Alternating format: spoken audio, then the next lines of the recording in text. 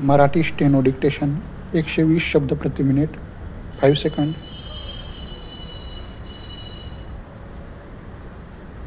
Start. अध्यक्ष महाराज. परिच्छेद. महाराष्ट्र राज्याच्या वन खात्याकडे असलेल्या जमिनीपैकी सुमारे 40 लाख हेक्टर क्षेत्र हे पडीक अथवा खराब अवस्थेमध्ये आहे. या सर्व क्षेत्रावर सध्याची आर्थिक परिस्थिती लक्षात घेता पुढील 10 ते 12 वर्षात वनीकरण करणे जवळजवळ अशक्य आहे. सर्वसामान्य जनता, सहकारी, शैक्षणिक व सामाजिक संस्था, वनाशेजारील गावे आदी सर्वांच्या मार्फत हे कार्य करावे लागेल. महाराष्ट्राचे फार मोठे पडीक क्षेत्र खाजगी मालकीचे आहे. ही सर्व जमीन उत्पादनक्षम करायची असेल तर कित्येक दूरगामी महत्त्वाचे धोरण विषयक निर्णय होणे आवश्यक आहे. महाराष्ट्र शासनाने स्वतःच्या जमिनीत फलोत्पादन होणारी शेतकरी रोजगार हमीवरील मजूर राहील असे मानून जो महत्त्वाकांक्षी निर्णय 1 मे 1990 रोजी जाहीर केला, याचा इष्ट असा परिणाम आज दिसत आहेच.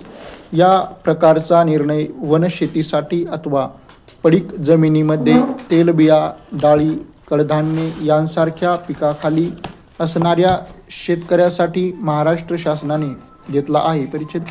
वनशेतीसाठी शेतकऱ्यांना उद्युक्त करून आपल्या शेतीमध्ये त्याने सागवानासारखी कोणत्याही प्रकारची शेती केली तर त्याच्या शेतीतील झाडे तोडण्याच्या, त्यावर प्रक्रिया करण्याचा त्याला पूर्ण अधिकार असला पाहिजे. वनशेती करणाऱ्यासाठी सुलभ व्याजामध्ये कर्ज उपलब्ध व्हावे यासाठी शासनाने पुढाकार घेणे आणि योग्य सहाय्यकार्य उपलब्ध करून देणे आवश्यक आहे. परिच्छेद.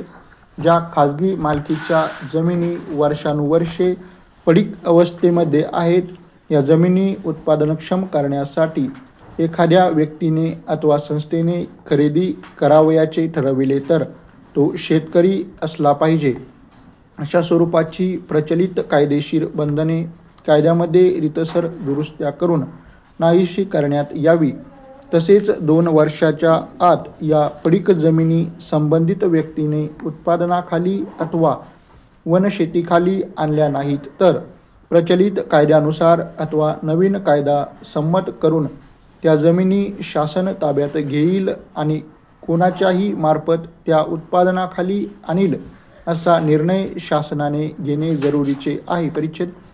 रस्ते, कालवे आणि रेल्वे यांच्या दोन्ही बाजूला लागून असणाऱ्या जमिनीवर उत्तम प्रकारचे वनीकरण शक्य आहे.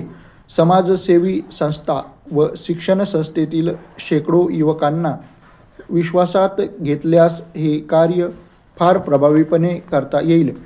रस्ते आणि कालवे यांना लागून ज्या शेतकऱ्यांची जमीन आहे, अशा शेतकऱ्याला त्या सर्व झाडापासून येणारे सर्व उत्पन्न कायमस्वरूपात मिळेल अशी व्यवस्था केल्यास संबंधित शेतकरी झाडे लावण्यापासून देखभालीपर्यंत सर्व व्यवस्था आनंदाने करील यात शंका नाही. परिच्छेद.